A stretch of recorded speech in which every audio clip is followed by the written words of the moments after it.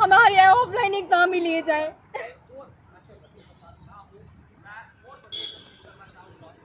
Ma'am हमारे exam नहीं हो रहे, registration fee the, examination fee the, course fee the, admission fee the, but फिर भी हमारे एग्ज़ाम नहीं हुए। हम कॉलेज जाते हैं, मैम कहते हैं कि पैरामेडिकल काउंसलर के पास जाइए, बोपी के पास जाइए, आपके एग्ज़ाम नहीं हो रहे। हम किसके पास जाए? पैरामेडिकल काउंसलर के पास जाते हैं, बोपी के पास जाते हैं, वो कहते हैं आपके मैनेजमेंट की गलती है। हमारा इसमें क्या कसूर है? हम क्यों इसके लिए टारगेट बन रहे हैं? हमें हमारे पेरेंट्स ने कुछ बनने के लिए भेजा है, लेकिन कोई हम पे तरस नहीं खा रहा। एटलीस्ट हमें जो है, हमें हमारा एजुकेशनल राइट दीजिए। हम कुछ बनना चाहते हैं, हम कुछ करना चाहते हैं। मेरी गवर्नर से यही अपील है कि हमारे एग्ज़ाम लिए जाए, हमें खुद को प्रूव करने का एक तो चांस दिया जाए एटलीस्ट। आपने देखा कि जम्मू कश्मीर के दौरे पर हमारे गृह मंत्री अमित शाह आए थे, तब मंदिरों के शहर की जगह ये लिखा गया था कि जो जम्मू है वो अब इंस्टीट्यूशंस का हब बनता जा रहा है। इस पे जो है हमने मेयर चंद्रमोहन गुप्ता का इंटरव्यू भी किया था। उन्होंने कहा कोई बात नहीं, मंदिरों के शहर के साथ साथ जो हमारा जम्मू है वो अगर हब ऑफ इंस्टीट्यूशंस बन रहा है तो इसमें बुराई क्या है। अब हम आपको बताते हैं कि यहाँ पर जिस तरह से एजुकेशन इंस्टीट्यूशंस का हमारा जम्मू हब बना था और इन बच्चों के जो है वो 2 साल वेस्ट हो गए। ये भी बताऊंगी कि इनकी आंखों में आंसू क्यों हैं, इनके 2-2 साल जो है वो वेस्ट क्यों हो गए, और इनके 2 साल वो कोई वापस नहीं लाएगा। और जीएनएम के ये स्टूडेंट हैं, Rajiv Gandhi college of nursing के, ये वहाँ पर पढ़ते हैं और इनके 2 साल जो हैं वो वेस्ट हो चुके हैं। मेरे साथ जैनब है, सबसे पहले जैनब से बात करते हैं। जैनब तबीयत ठीक है? जी मैम। जैनब सबसे पहले मैं ये भी बता दूं कि देखिए, अगर हम कुछ गलत कह रहे हो तो आप उस पर भी जो है वो नज़र मारिए। सबसे पहले आप देख रहे हैं कि यहाँ पर एडमिशन फ़ी है फर्स्ट ईयर की, और आप देख रहे हैं कि अमाउंट भी यहाँ पर जो है वो लिखे गए हैं। किस तरह से यहाँ पर जो है आप देख सकते हैं 23,500 जो है यहाँ पर ड्यू अमाउंट इनका रहता है। टोटल अमाउंट जो इन्होंने पेड किया है वो है 13,000, और टोटल अमाउंट अगर मैं यहाँ पर बात करूँ 33,500 रुपीज़। अच्छा जैनब, सबसे पहले बताओ कब आपने एडमिशन लिया? मैंने 2021 में एडमिशन किया था 31 मार्च को। जैनब रो क्यों रही है? मैम हमारे एग्ज़ाम नहीं हो रहे, registration fee the, examination fee the, course fee the, admission fee the, but फिर भी हमारे एग्ज़ाम नहीं हुए। हम कॉलेज जाते हैं, मैम कहते हैं कि पैरामेडिकल काउंसलर के पास जाइए, बोपी के पास जाइए, आपके एग्ज़ाम नहीं हो रहे। हम किसके पास जाए? पैरामेडिकल काउंसलर के पास जाते हैं, बोपी के पास जाते हैं, वो कहते हैं आपके मैनेजमेंट की गलती है। हमारा इसमें क्या कसूर है? हम क्यों इसके लिए टारगेट बन रहे हैं? हमें हमारे पेरेंट्स ने कुछ बनने के लिए भेजा है, लेकिन कोई हम पे तरस नहीं खा रहा। एटलीस्ट हमें जो है, हमें हमारा एजुकेशनल राइट दीजिए। हम कुछ बनना चाहते हैं, हम कुछ करना चाहते हैं। मेरी गवर्नर से यही अपील है कि हमारे एग्ज़ाम लिए जाए, हमें खुद को प्रूव करने का एक तो चांस दिया जाए एटलीस्ट। मैं आपको सबसे पहले ये बता दूं कि बोपे के थ्रू इनका एंट्रेंस टेस्ट है वो नहीं हुआ था, फिर भी कॉलेज ने इनको एडमिशन दी है, और कॉलेज ने एडमिशन दी, इनके पास जो है अटेंडेंस भी है। अटेंडेंस किसके पास है वो आप दिखा सकते हैं। अमूमन अगर हम कॉलेज की बात करते हैं वहाँ पे दूसरा अटेंडेंस रजिस्टर होता है, लेकिन आप ही इसके बारे में बताइए, आपने कब बनाया? ये मैंने बनाया एक्चुअल में। ये मैंने अप्रैल में हमारी ऑनलाइन क्लासेस शुरू हुई थी, देन उसके बाद ही मैंने ये रजिस्टर बनाना शुरू किया, क्योंकि हमारी जो क्लास कोऑर्डिनेटर टीचर थी उन्होंने ही मुझे ये रिस्पॉन्सिबिलिटी दी थी, बिकॉज मैं क्लास की सीआर थी। उस बिहाफ पे मैंने मैंने ही ये अटेंडेंस रजिस्टर बनाया है।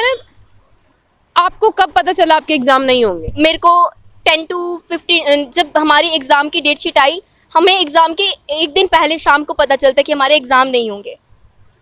ज़ैनब, सबसे पहले मैं यही जानूंगी कि क्या सोच के एडमिशन लिया था, क्योंकि बेटियों के बहुत से ख्वाब होते हैं, बेटियां नहीं अगर बेटा भी स्टूडेंट होगा उसके भी बहुत से सपने होते हैं। मैंने बस यही सोचा था कि जो भी बीमार होंगे मैं उनकी हेल्प करूंगी, एक अच्छी नर्स बनूंगी ताकि मैं सबकी हेल्प कर सकूं, एक हेल्पफुल बन सकूं। ये ना देखो, हमें नहीं सिखाया जाता है नर्सिंग फील्ड में कि हम अनटचेबिलिटी करें किसी भी पेशेंट के साथ, किसी भी पर्सन के साथ। हमें हमारे माँ बाप ने इसलिए भेजा था कि हम बिना किसी भेदभाव के कॉलेज में पढ़े, फिर हमारे साथ ये भेदभाव क्यों किया जा रहा है? जब अब आपको पता चला आपके एग्जाम नहीं होने, घर वालों को क्या जवाब दिया? क्योंकि 2 साल तो आपके वेस्ट हो गए ना। अगर आपको फी भी रिफंड हो रही है बट आपके वो 2 साल वापस नहीं आ रहे। नहीं आ सकते, हमारे 2 इयर्स वापस नहीं आ सकते। इसलिए हमारी यही अपील है कि हमारे एग्जाम लिए जाए, हमें एक मौका दिया जाए खुद को प्रूव करने का। घर वालों को क्या रिएक्शन है? घर वालों का यही रिएक्शन है कि अगर कुछ नहीं हुआ तो मतलब कि एडमिशन भी यहाँ पे नहीं हो रहा है एक्चुअल में। तो हम बाहर पढ़ने के लिए अलो नहीं करेंगे। मेरा पूरा करियर बर्बाद हो चुका है। एक बेटी है, बेटियों के बहुत से सपने होते हैं, आपका क्या सपना था, किस तरह से अपने जो है परिवार को देखेंगी? यही सोचा था कि मैं अपने माँ बाप का सहारा बनूंगी, क्योंकि मैं ही हूँ घर पे। अब मेरी रिस्पॉन्सिबिलिटी बनती है अपने, जो मेरे पेरेंट्स ने मेरे लिए किया है उतना ही मैं अपने पेरेंट्स के लिए करूँ। क्योंकि हर एक लड़की को, हर एक लड़के को ये सोचना चाहिए कि जो उनके माँ बाप ने बचपन से लेके अब तक उनके लिए किया है वही वो उन्हें करे। ये नहीं है कि उन्हें बुढ़ापे के सहारे में छोड़ दिया जाए, नहीं। चक्कर कहाँ कहाँ काट चुकी हैं आप?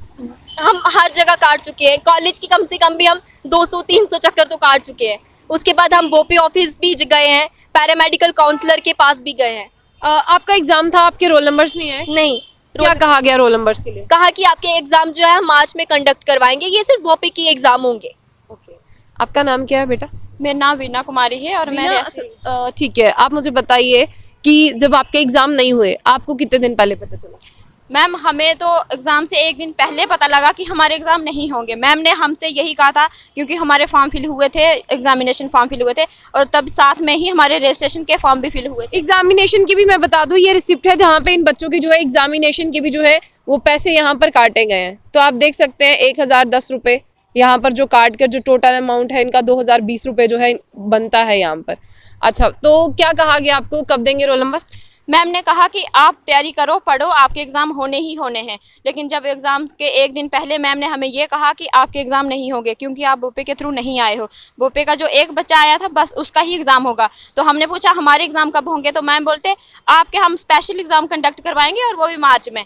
तो मैम मार्च भी चला गया, कुछ नहीं हुआ। हम मैम के पास गए, मैम अब हमारा क्या होगा? मैम बोलते अब बच्चे हम कुछ नहीं कर सकते, आप वेट करो, कोई नोटिफिकेशन आएगी। क्योंकि बोपे वाले नहीं मान रहे हैं कि आप विदाउट बोपे आए हो, इसलिए नहीं मान रहे हैं वो। टोटल कितने स्टूडेंट्स हैं आपके साथ? 17 स्टूडेंट हैं हमारे पास, और बाकी कॉलेजेस का पता नहीं है मैम।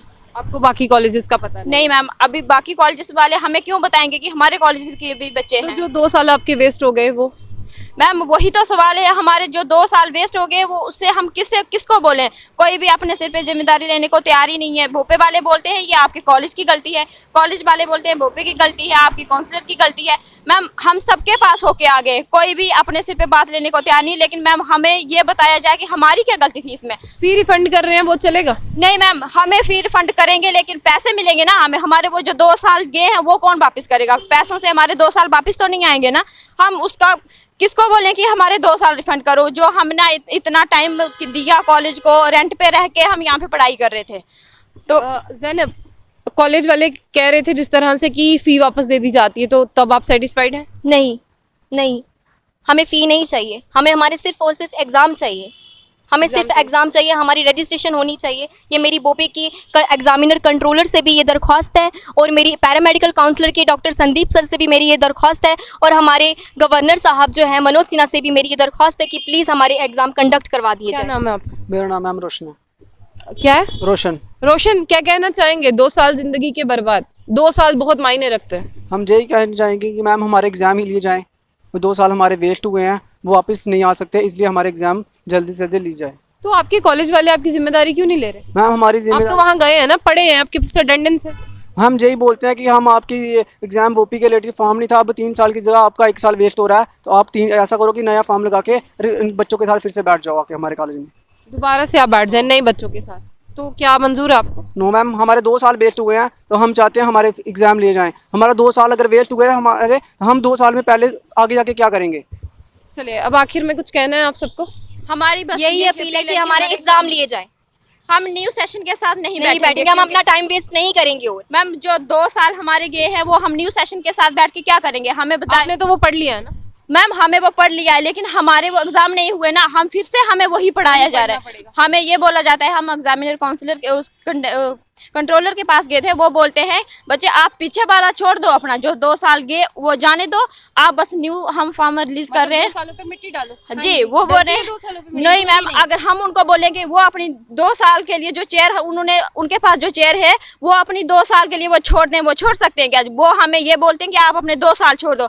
मैम हम कैसे छोड़ दें 2 साल? अगर वो अपनी 2 साल के लिए चेयर छोड़ सकते हैं तो हम अपने 2 साल छोड़ने को तैयार हैं।